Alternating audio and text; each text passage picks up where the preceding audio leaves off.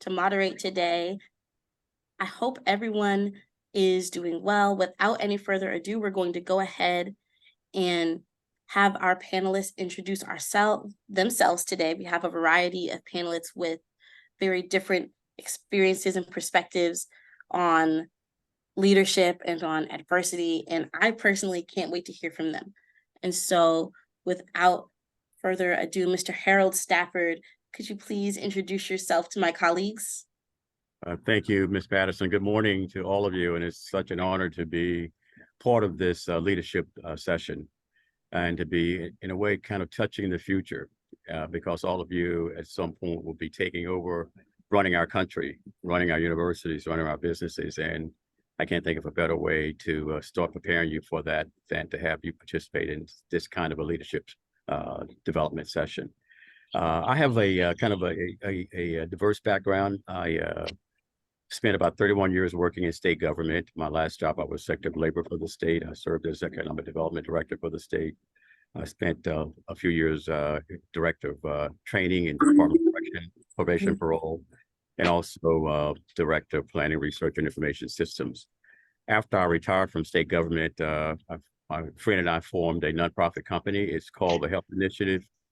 And what we do, we work in some of the underserved, marginalized communities to help with ways to improve their energy consumption, as well as make their community safer.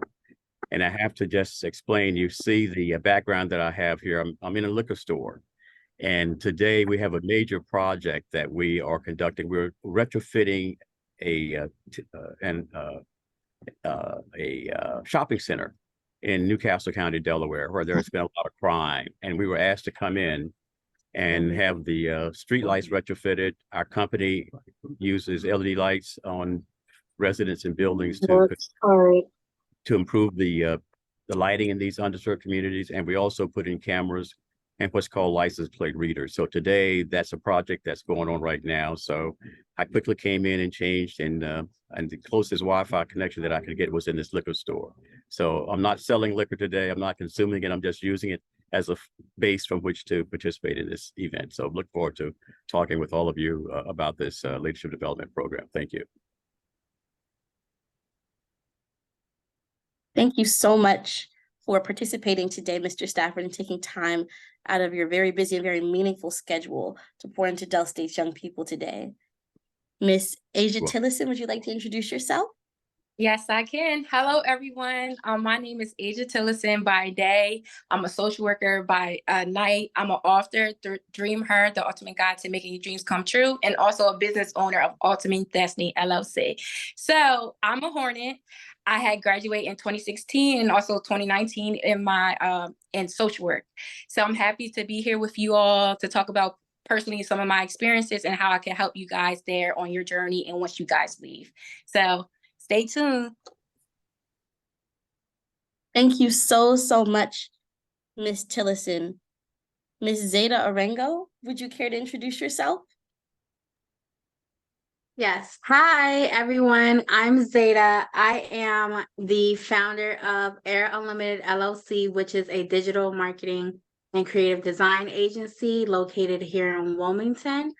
I've been in Wilmington for about a year. I'm originally from New York, and my background is just an all-around creator. I've been in fashion, beauty, entertainment, working side by side with industry leaders and a plethora of industries, growing and scaling their businesses. And I'm also grateful to be here today to talk with you guys about what it actually means to take risks, because in the past year, I've taken plenty of them. So I got a lot of stories to share. Thank you so much, Ms. Orengo, for hopping on today. And last but not least, Mr. Jerry McPherson, would you care to introduce yourself? Good morning, everyone. Jerry McPherson. I currently serve as Managing Director of Perscolis. It's a nonprofit organization focused on getting individuals that have been historically underrepresented in technology into the field with training, certifications, and job placement. I guess in the former life, I guess it would still be still a current life. Well, I guess I'll describe I'm an entrepreneur at heart. So I've been an entrepreneur since I was 18 years old in a variety of different businesses. I am currently a CPA. I still maintain my CPA practice. So that is my current self-employment endeavor, but my experience ranges from retail to, excuse me, from retail to content promotion to real estate investing. So I've tried my hand at a few different things, had had some great success, had some epic failures, and hopefully I can share some of those with you today to, kind of help steer you, kind of away from the epic failures and just learn from my mistakes. Thank you so much, Mr. McPherson. And so without further ado, we're gonna go ahead and hop into the questions. So this panel is all about taking risks, right? Everyone has to take a risk at some point in their career. They can often be something that's really daunting and really intimidating, especially for us early career professionals, those of us just coming out of undergrad, those who are only a few years removed. And so I'd love to hear about a time, a specific instance where you all took a calculated risk in your careers that led to a significant opportunity for you all, and what are the factors that influenced you when you made that decision?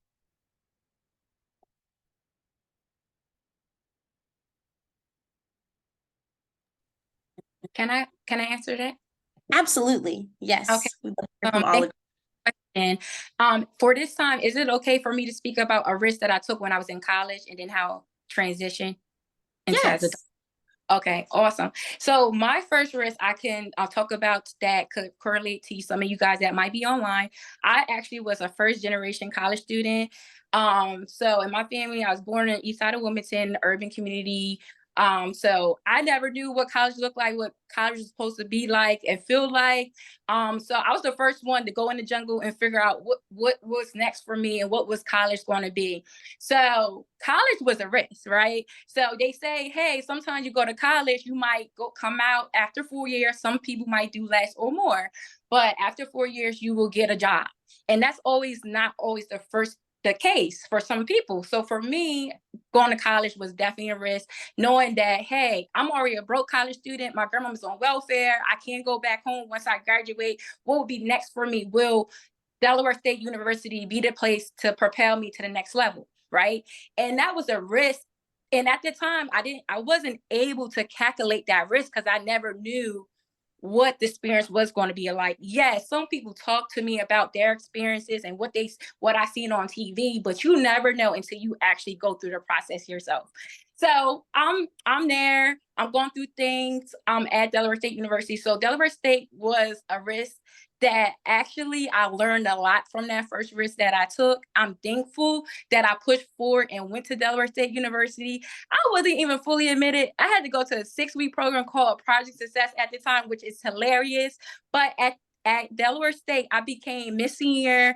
I own my own organization, Sisterhood Success, and I also was part of the SDA street team. So not only that, and now I'm doing so much things outside of my career now. So at first, being a first generation college student, that was a risk that I was not okay with taking, but with the support of my mentors and a push from my family, I decided to go for it with it. Now I'm doing so much and I was able to learn so much on campus. So that's my answer for now. Thank you.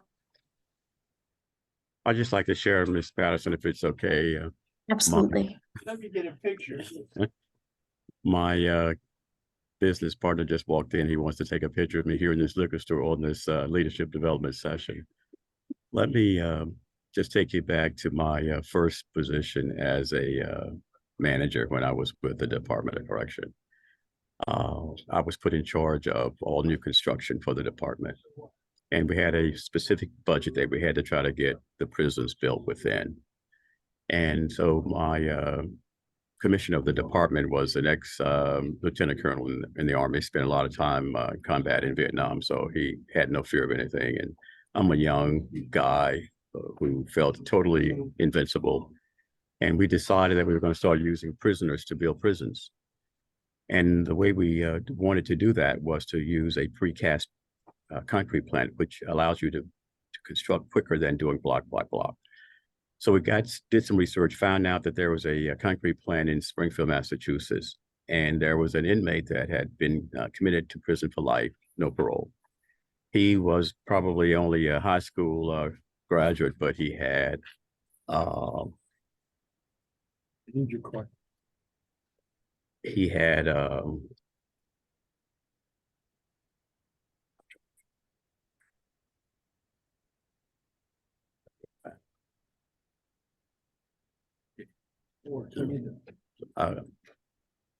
Sir?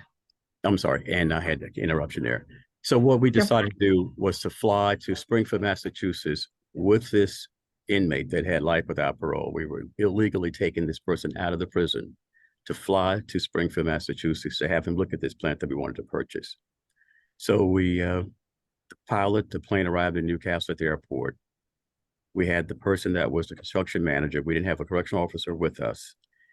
3 o'clock, we get to the airport. The 4 of us get on the plane. We fly to Springfield, Massachusetts with this prisoner. Look at the plant. We decide to purchase it. We come back midnight. We get him back in prison. And only a very few people knew that we had done that. I could have been imprisoned myself for having done that. So what was the reason for taking that risk? I had a limited budget, but I had expectations that I was going to be able to get the job done within that budget. And the other thing is it gave the department, as well as myself, national and international notoriety at that point. We had people reporters from the New York Times that came down. I don't know if you ever heard of People magazine. We were covered in People magazine for using prisoners to build prisons. And even a reporter from Brazil and his team came to cover that story. So I took the risk. Thank God it worked out. And I was able to complete the projects using prison labor, using precast concrete, which was the only state in the union that had done anything like that. And it propelled me to even bigger and better jobs later on in my career. Thank you so much for sharing, Mr. Stafford. That is so, both of those experiences, both you and Ms. Tillison's experiences are so very interesting and so meaningful. Would either of our other panelists care to add before we move on to our next question? I'll share. So, at a point in time, I had the opportunity. So I had 3 opportunities to leave my 9-to-5 and start my business, and grow my business. And at the time, the first 2 times, I was just like, absolutely not. I am unprepared. I am not willing to leave the financial stability that I had. I was a high income earner at the company that I was working for. And I was just like, absolutely not. I'm not doing it. But then I had to learn what were the risks of me leaving. There's a financial risk. There is a stability risk. And the 3rd time I was offered the opportunity, I decided to just take the time to weigh those options, list out the pros and cons, do a risk assessment that I had learned during my time in college, and go back to what I was taught to make that risk to leave my 9-to-5. And once I left my 9-to-5, within 4 months, I accumulated more than my salary in a year. And for me, that's a big accomplishment for me because I was scared to take a risk. And then I actually took the risk. And being on both sides now, I realized how important it was to just take the time to assess the outcomes, the confidence that I had to do it, the stability that I had to do it, and planning for my success to make sure that risk was successful. Thank you so much. Thank you so much, Ms. Orengo. Mr. McPherson, anything to add before we move on? Yeah, well, I'll just kind of start off I'll respond to the next question, and maybe I could just add a little bit, kind of with this first question we just went through.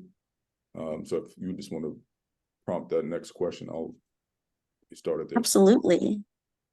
So speaking of, Ms. Orengo, you mentioned risk assessment.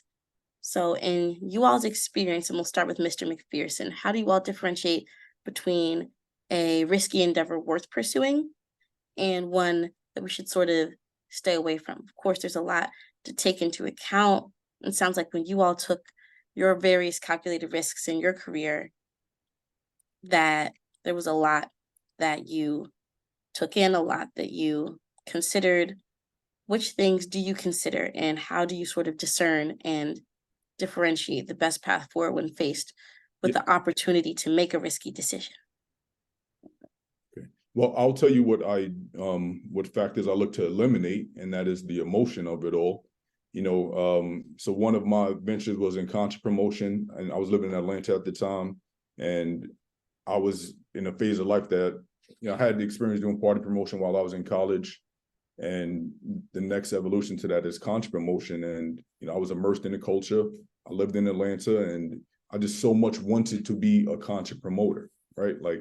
And that led me to, promoting shows in Montgomery and Mobile, but that was really driven by the emotion of it all, because this is just, the feeling I got from being in these crowds and everyone checking for me and reaching out to me and wanting to be a part of this, being at the building with the celebrity in attendance. That was, all of it was really driven by emotion. Yes, I had a goal, to just get rich quick, but all of that was just a lot of emotion fueling my steps. And what I've learned from that is, whenever I'm needing to make a decision, just strip the emotion from it at all. Take away the lights, the camera, the fame, the glamour, and and whatever other factors that truly doesn't make a decision good or bad or a sound one, and just strip away the emotion and let your reasonable mind, logic help guide you in your decision making. The other thing that I would encourage you all, if you are looking at a risky decision, try to avoid sharing it with your close family, because the riskier it is, the more likely they're going to tell you to not do it. And they may not know any better, but they love you, they want to protect you, and they're going to give you the safest advice anyone can come up with. And generally speaking, not acting isn't the best decision to make, but it's the safest decision to make. So in short, I would tell you to remove emotion. And if you share it with your close family members, like your mom, your dad, your siblings, just be mindful that they're going to give you they're likely to give you the safest advice as possible. If you're going to get third party counsel, go to a mentor, go to someone who's done it before.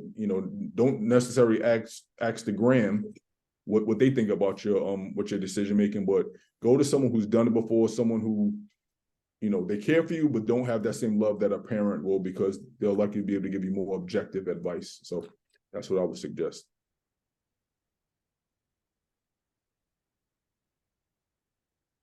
Thank you so much for that, Mr. McPherson. Would anyone else care to expound upon that?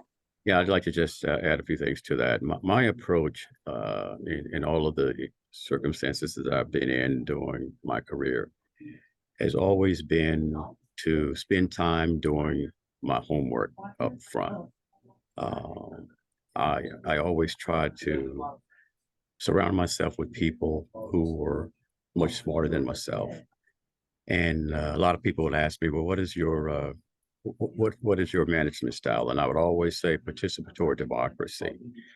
And I would always, if there was a real serious issue where there might be a risk involved, I would always try to make sure that, as one of my old bosses used to say, I would try to collect all the good heads around me and get as much information as I could about a particular issue, so that I would be as informed as I could be. And even in addition to that, we had, for example, when I was at the Department of Labor, we had 8 different locations. When it became a critical, risky, possibly situation that we might be encountering, I would not only just talk to the immediate people around me, but I would go to those different locations and talk to the people that were in the trenches, because most times they know more about a lot of things than people sitting at higher levels. So do your homework, collect the facts, and don't make a snap decision. Think through the process. And then based on the information that you have at hand, you hopefully will be able to minimize your risk by being better informed before making a snap decision.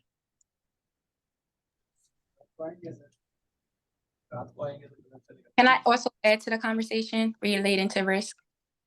Absolutely.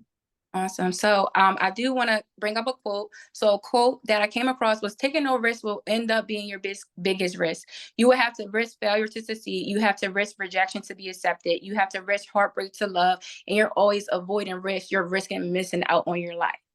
So when I consider that and think of that, every part of our life, every minute of the day, we're taking a risk, right? You're taking a risk right now being at Delaware State University, the best illustrious HBCU, but you're taking a risk to be there, right? And when you move forward in next level, you'll be also taking a risk, right? So certain things that I consider when taking risk is like spiritual safety, right? The next thing, will that support you in a spiritual atmosphere experience, right? Is you safe spiritually in the next level that you're considering, right? Will that be financial safety for you, right? Will that be mental safety for you? Will that be physical safety for you? So these are things that I consider. I think when I first went to Delaware State University, even though that was additional home for me at the time, it was a safe haven for me at that time. The risk for me was, back in the day, I was experienced a lot of homelessness until I graduated high school, right? I didn't think I was going to even graduate. Then I came to Delaware State University. So Delaware State was going to be a home safety net for me for 4 years. So in that 4 years time, I had to decide what I was going to do to make a mark on the world, but then also to change my situation, write my own story, no matter what I came from. So there, right? I start to connect with people. I start to network. Because even if, say, like you decide to switch your major, or you may not want to do the degree that you do once you leave, right? You might then decide, like, hey, at least these connections I made here at Delaware State will prepare me to the next level. So those are things to consider, like spiritual, like how can you make yourself do well for yourself internally and externally. So those are things I think would be, because I take consideration. Also, like the pros and cons of each of those things that I listed. Right, I'm a social worker. I think I help a lot of people to help with their daily lives and what to do next in their lives. So I try to also incorporate those things in my life and just be mindful of the choices that I make. So I encourage you guys to just kind of write some of these things down on a paper now, to hopefully it helps you when you move forward on your next level. If that means deciding if you want to decide and stay in a degree you are now. Like when I went to Delaware State University, I actually came in as an education major because I knew I love working with kids, right? And that was the only thing I knew. I didn't know thing of social work. What I knew of social work was a negative perception of it, of child welfare. That's all I knew. But when I went to Delaware State University, I learned more about what social work could be. And that's how I changed my major. And from there, I'm doing well in it. I'm doing diverse things. So continue to think in those, think of those 4 things. If it's financial safety for you, it's spiritual safety for you, it's a mental safety for you, and physical safety, and write down those pros and cons for you in those different areas. Thank you. Thank you so much. And we do have an audience question from Alexa. Do you guys have any examples of when you took a risk and it did not work out as well as you hoped it would? We can touch upon this briefly, and then we'll take more audience questions at the end. Okay, yeah, I'll just jump in. I just was really intrigued by the question. So earlier I mentioned that like my foray into content promotion, and this is around 29 until 2012. Like I was living on the road promoting concerts around the Chitlin circuit, as they say. And you know, I was doing great. You know, I had a condo in Atlanta, in Atlantic Station, looking over the city. I had 4 rental properties. Like you couldn't tell me anything. Like I was living everything that I had dreamed and then some. But I just wasn't aware what the economy or how the economy was turning at the time. Mm-hmm. Like I was in my bubble of ignorance, thinking that everything that I've accumulated, I earned it, and no one could take it away from me. Like my peers couldn't tell me anything, my family couldn't tell me anything, but the economy has something to say, and I just wasn't paying attention to it. But you know, as things happen, I end up losing every home that I owned. You know, people stopped showing up to the shows like I had, you know, as they had in the past. They didn't have as money. They didn't have the money that they once had. And so I guess this is a recession back of 2010, housing crisis that you may or may not be familiar with, but nonetheless, like I was caught in all of it, you know, and I ended up being homeless. I went from having like 4 homes and a condo to being homeless, sleeping on my ex-girlfriend's couch, sleeping on my ex-girlfriend's couch with her new boyfriend upstairs. Like, if that is any sort of like come to Jesus moment or like hitting ground zero, like it was that.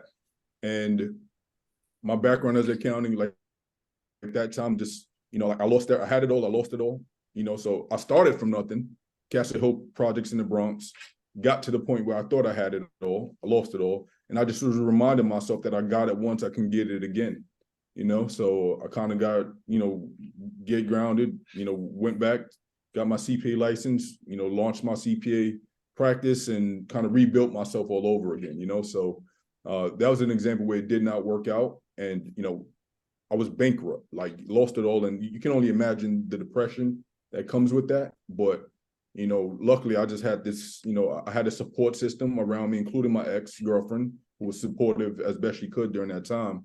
But, you know, I just continually reminded myself that, you know, I did it once, I can do it again. And then in addition to that, it's also helped me going forward because now I know what the worst looks like and the worst ain't that bad. Like, and as bad as that, I just painted that picture for you all, like, it ain't that bad. It's never that bad, you know, like, or rarely it gets to that point where there's a point of no return. And, you know, I would, you know, personally, it just allows me to make riskier decisions going forward. I won't make as risky or as emotional as I once did, but just knowing that, you know, I can build it back, I can get it back, has kind of fueled me throughout my career. Thank you for your question. Oh, thank you so much for sharing that story of perseverance, Mr. McPherson. Mr. Stafford, did you have any thoughts? Yes, let me just share a recent experience with you. As I mentioned a few minutes ago, where I am now, I'm at a shopping center in Newark, in Newcastle County, Delaware. And we have several programs that we provide. And with our funding, we've been able to provide these services at no cost to residents within a certain income bracket. We had this contract with this company for about 5 years. And each year we exceeded our performance goals. We were probably performing at a higher level than any of the other contractors that work with this company. 3 months ago, we were told that they were terminating our contract, which is for $1 million. And we have 16 employees with our company. So that was a very devastating moment for us. And we had run the risk of, and we had talked about this for quite some time, of having all of our eggs in one basket, so to speak. And our funding source was basically this one company. And we were kind of in panic mode because we had left ourselves out there by just having that one funding source. So that was something that didn't work out with that particular company, with that particular funder. But you never give up, as my dad always said to me, never quit, you never throw in the towel. And as long as I'm breathing and kicking, I always felt that there was another way.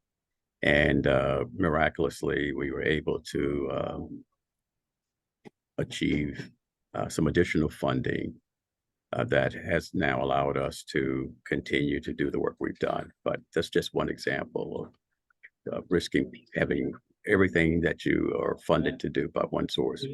And that doesn't always work out that way, but at least in this case, it did. Amazing. Thank you so much for sharing that. We're going to do about 2 more questions, and then we're going to jump back into our audience questions. And so going off of what you and Mr. McPherson just said, do you all, as a group, the 4 of you, have any insights on the importance of adaptability when dealing with unexpected risk and seizing unforeseen opportunities? As we know, the geopolitical landscape is changing a lot right now. There's a lot of perceived economic uncertainty. And so as a young person coming into the workplace, beginning to take professional and academic risks, it doesn't really seem like there's any sort of solid footing. And so adaptability is really important to this generation. Well, one thing I would say is, don't be afraid to operate outside the box. I've always kind of been a non-traditional type of manager or leader, and I don't kind of follow the way the wind is blowing. Like to look at sort of what's the landscape, what does it look like for the next 5 to 10 years, and then kind of develop our business plan around how that landscape looks, and then begin to decide how you can begin to adapt. And it also depends on the people that you bring in to work with your team. That's one of the most important decisions that you will make, and I'm sure Mr. McPherson will agree with this.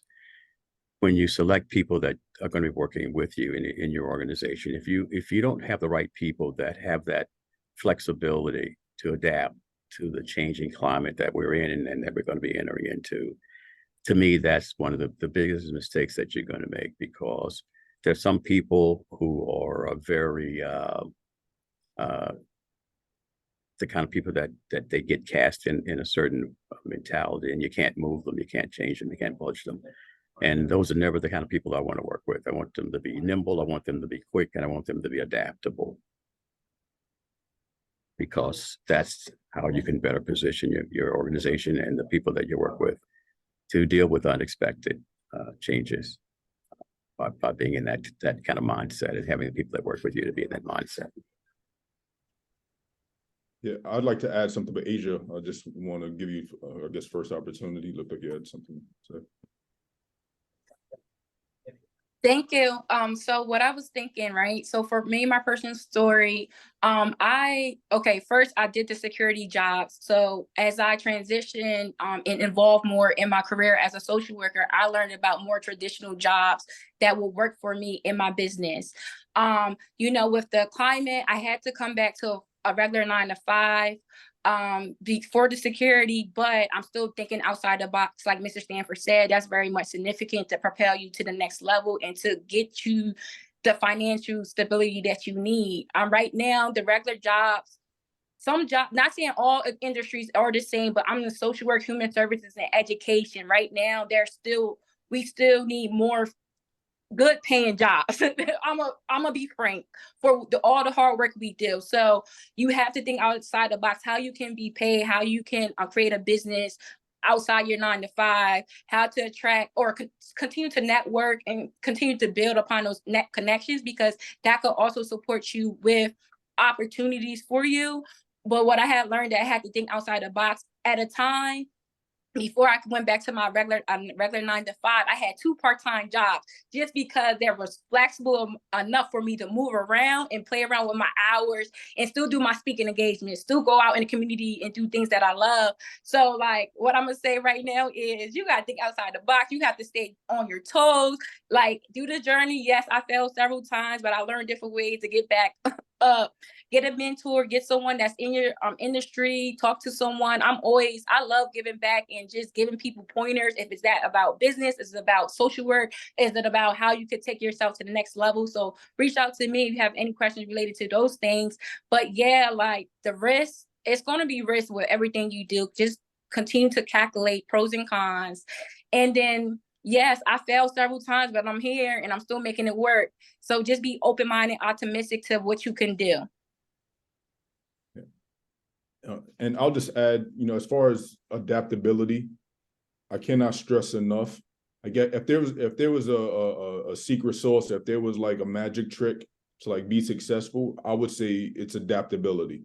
And like if you haven't honed that skill yet, start now. Like if you hang out with one group, one mindset, like go across town, drop yourself in a networking event that has nothing to do with you, and like learn how to maneuver in that space and like become comfortable, like intentionally make yourself uncomfortable so that you can learn how to become comfortable. You can learn how to think on your feet. So adaptability is like the Swiss Army knife, and like everyone is looking for help, everyone's looking for support, everyone's looking to build their network. And what can you add to that group, to that conversation, to that think tank to make yourself useful? And adaptability, by definition, it allows you to fit in, it allows you to get in when you fit in. And that adaptability is something that you would, it was something you just need to hone. So I would encourage you all to, if you don't think you are adaptable, then become it. And then the other thing, I guess in line with adaptability is particularly with your generation that, our older, the earlier generations, they stayed at a job for 15 to 20 years. My generation, this became a time where you got to be there for 3 to 5 years before you can leave. Like your generation, it's like, I'm out after a year if I don't like you, if I don't like the coffee in the break room, I'm out, and it's completely acceptable. And I think that willingness to change, that willingness to find the new thing, whether it's a new job or a new skill set, whether it's AI or coding languages or just understanding DEIB in the workplace, all of that is constantly evolving. So the better you are at adopting to the new thing, to the new culture, to the new skill set, the more successful you will be in life. So if you're not adaptable, become it. And I would just add, the Generation X is looked at as more of a generation that's instant gratification. Everything's not going to happen today. You have to prepare for the journey, and that journey could be a few years rather than 24 hours. And I'm also going to touch on 3 points that I've learned in my entrepreneurship and in my journey. First, separate the thought leaders from the influencers. Influencers on social media, influencers in your own network, they're great to have. They share a lot of experiences, but are they really thought leaders? Once you determine the difference between the two, you're able to go where your mentorship and where the leadership skills are for you. I say that because I was more focused in the beginning of my entrepreneurship. I was more focused on what everybody else was saying on social media and what the people who were actually making the millions were doing. And there were 2 separate people. So I had to kind of gauge, okay, do I want to listen to the Shade Room and what they're telling me about business, or do I want to talk to someone who has been doing it for some years and they're not in the limelight, but they're making some big changes in their industry? Second thing is you want to make sure you become adaptable. Like Jerry said, you have to get outside your comfort zone. Stop being afraid. Stop being a little shy, and just get out there. Because when you stay in your comfortability, you stay with what you know, and there's a whole bigger world out there than what you know. I learned that the hard way. I was homeless 3 times because of that, because I wanted to stay in my comfortability. And once you get outside of it, it'll take a weight off your shoulders. You'll find that you have a plethora of people you can go to for advice, and you will start to build your network. And then the third thing is weighing the pros and cons. Talking to your thought leaders about the pros and cons of a situation can definitely help. And if you have several mentors or even just one, having them to talk out and strategize with you will definitely help you along the way.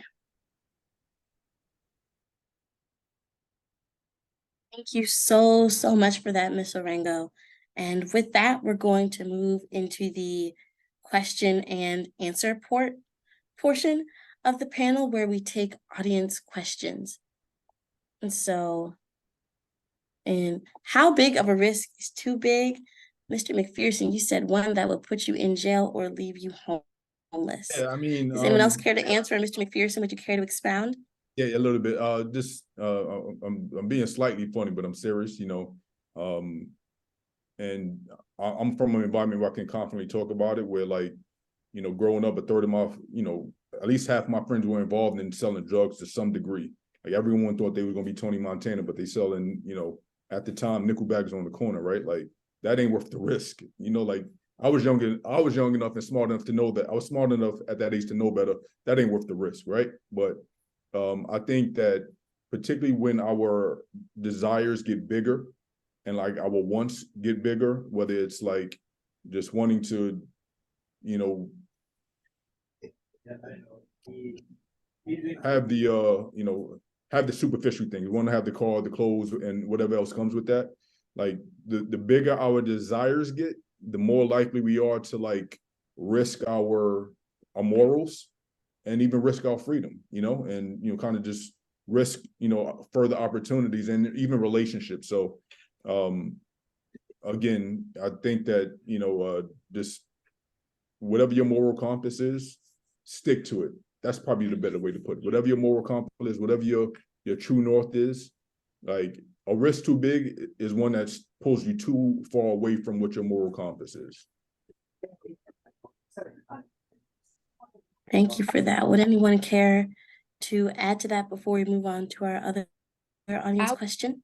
I would add to it. So again, like some of the things that I spoke about earlier, spiritual safety, like that integrity that Jerry spoke about, right? Some people are in fields and I feel like they're spiritual attacked because of the bad energy or people that are connected with mental health. Mental health is a big thing, right? If you're dealing with loss, if you're dealing with depression or you need some help and things and you're in this field and it's not supporting you, you don't have that team to support you on your journey. That's not a safe space for you, right? Financial risk, right?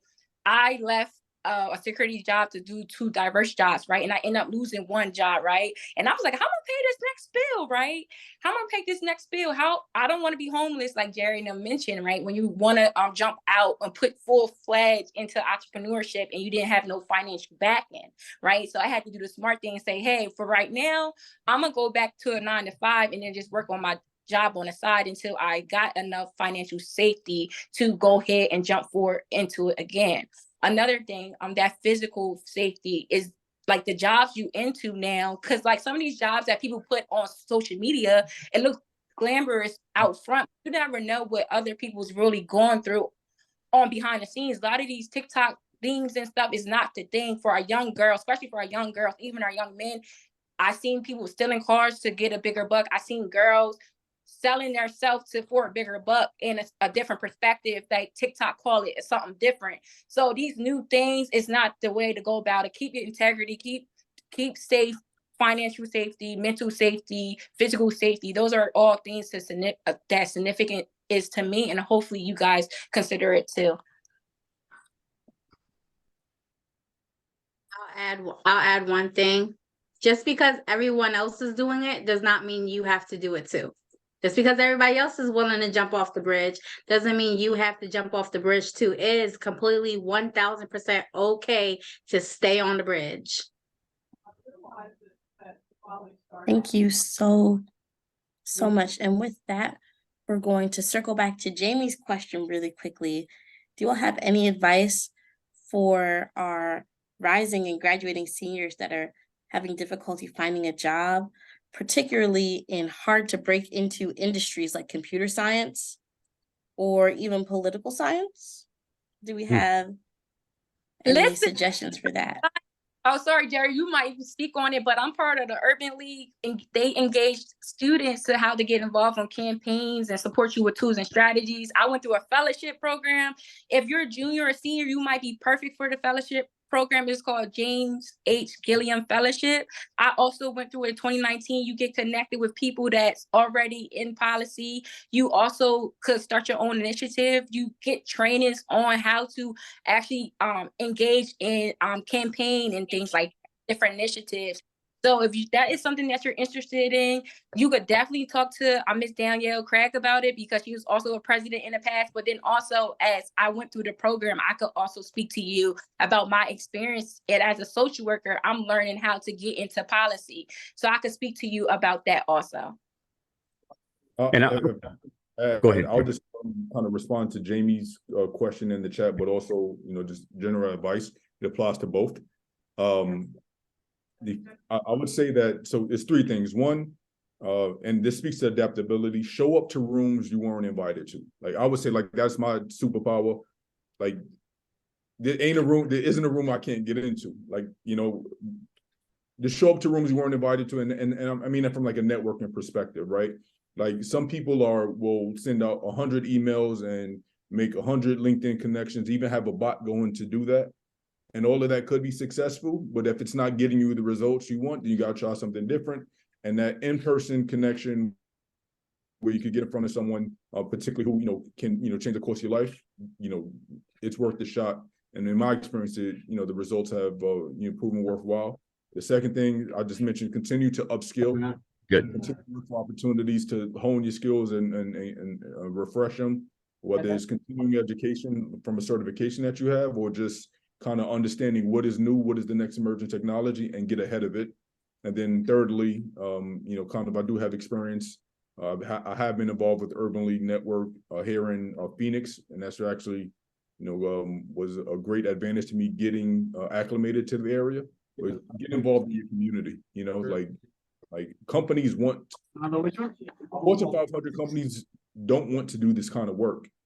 What they want to be able to do is send you out there and say, hey, look, Jerry works for me and he's involved in the community, so we're involved in the community.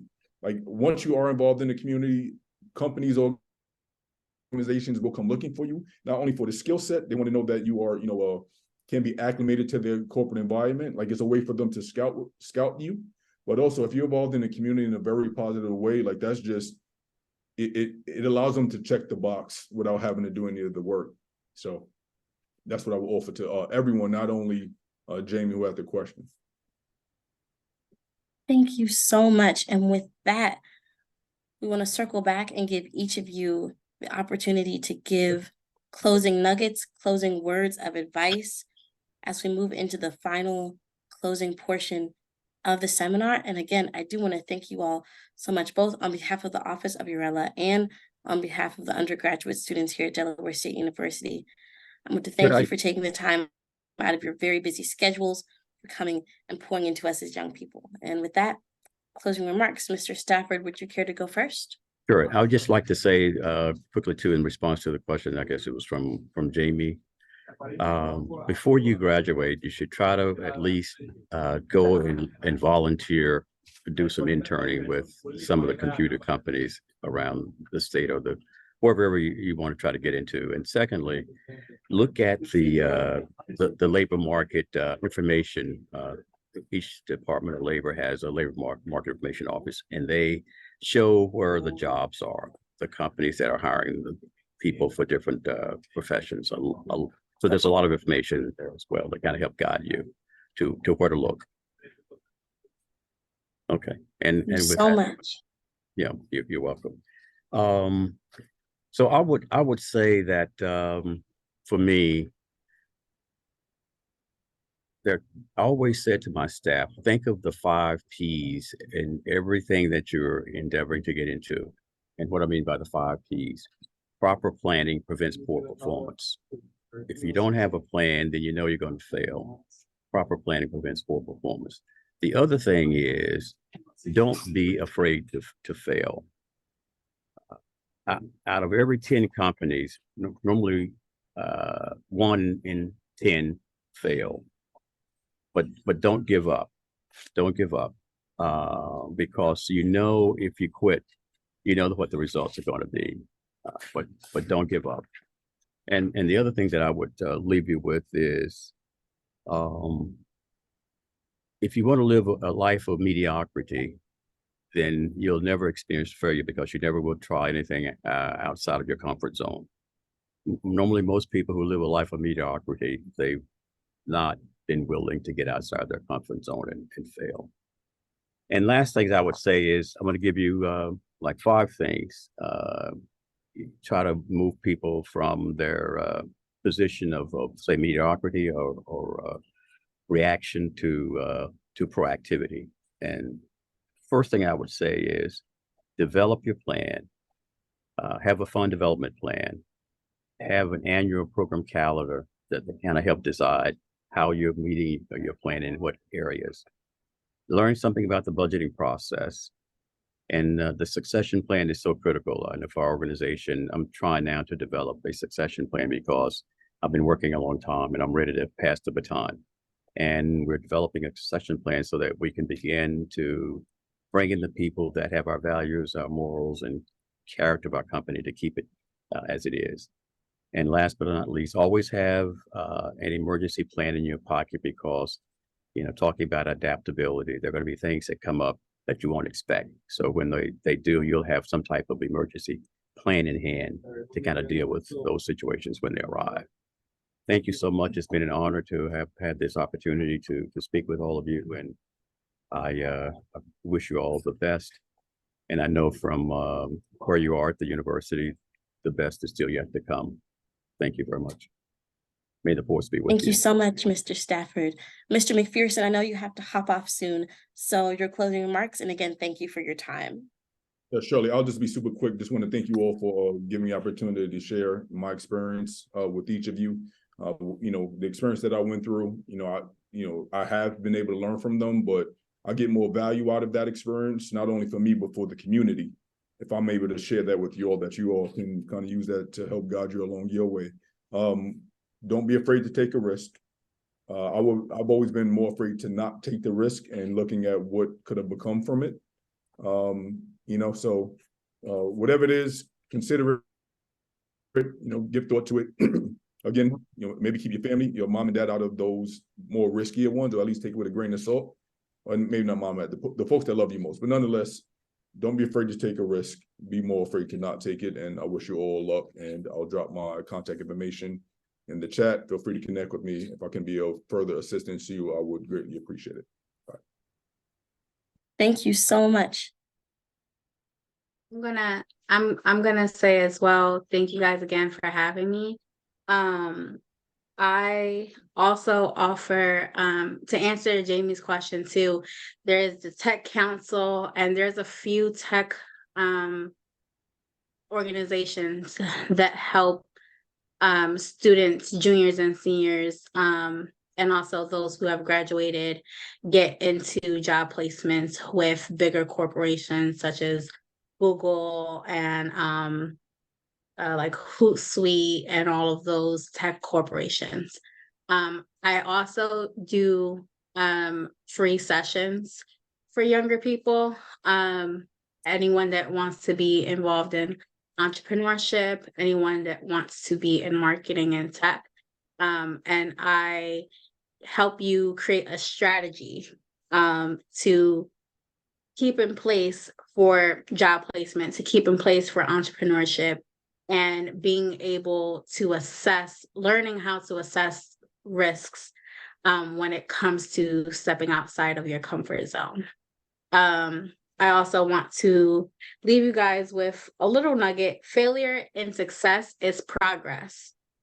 Just because you're failing doesn't mean just because you're failing or you have failed doesn't mean that your success is solely based on that failure.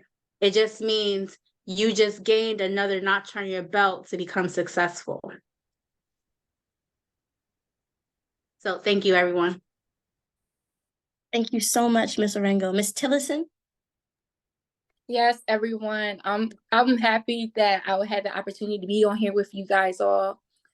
So some things I'll leave with you guys. Just remember the things to consider is like your mental health safety, financial safety, spiritual safety, and physical safety when you thinking about pros and cons about if you should take the risk or not. And still always remember, no risk is still a risk. Right. One of the quotes I would like to leave you all with is let your dreams be your wings. Eventually, when it's time, they will land. So, again, like we talked about risk all day. And it's just like sometimes those risks that you put forward will not always come out with the outcome that you wanted, but you learn from that and you take that knowledge to go forth and propel to the next stage in your life. And then eventually something will land if you continue to keep trying. But again, I'm a social work major. I have a business, Ultimate Destiny LLC, that help young girls relating to wellness and mental health. Addition to that, I'm author Dream Her, the Ultimate Guide to Making Dreams Come True. It's an inspiration vision board book for young girls to chase their dreams, and also young adult women. So I still be around on campus supporting students in different areas. If some of the services that I had talked about today is interest to you, just reach out to me.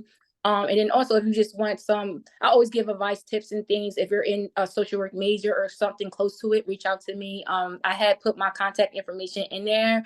And then also follow me on Instagram at @thedreamher_, and then the same thing on like TikTok if you just want to be updated on my journey about what I'm doing in the community. Thank you. Thank you all again so much for your time today. With that, I'm going to turn it back over to the wonderful Miss Danielle Craig. Thank you all again so much for coming today. Thank you so much for being with me as I moderate, and have a wonderful day.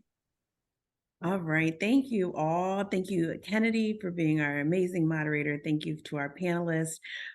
Jerry had to move on, but those of you, Miss Orengo, I hope I said it right, Ms. Tilson and Mr. Stafford, thank you so much for your time today and pouring back into our students at DSU. It's so greatly appreciated, and this was an amazing discussion. And the biggest thing that I took from it, right, is that not taking a risk is a risk. Please trust me. That is the truth. So thank you for reiterating that. Almost all of you guys reiterated that. So before we go, we have 2 minutes. I'm sorry, guys. I am going to share, we do raffles, and to let you know that the first raffle, the first one, if it's a lady, we have Miss Tillison's book, and hopefully you guys can see Dream Her. We have a copy of that for you. What you want to do is make sure that you email me, DK Craig, DKCRAIG @DESU.edu. I'll put it in the chat, or if Miss Dr. Poe can put it in chat for me. Make sure you email me so that I can get these raffled gifts off to you. But the first one is Dream Her, the ultimate guide to making your dreams come true, for one of the ladies on the line.